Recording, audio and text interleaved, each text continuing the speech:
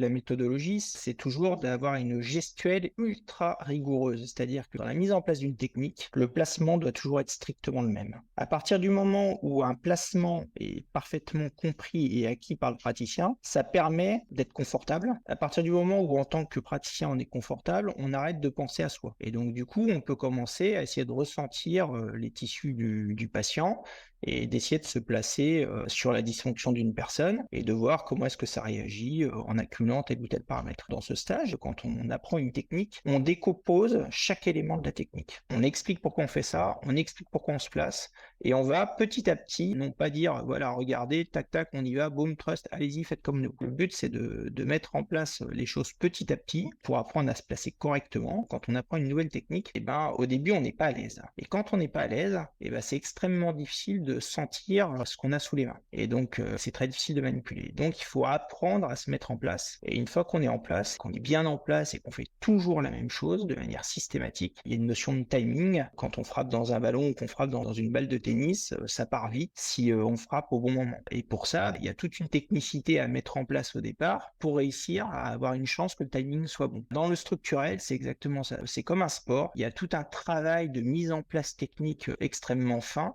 pour qu'à un moment donné, on soit au bon moment, au bon endroit, dans le geste correct.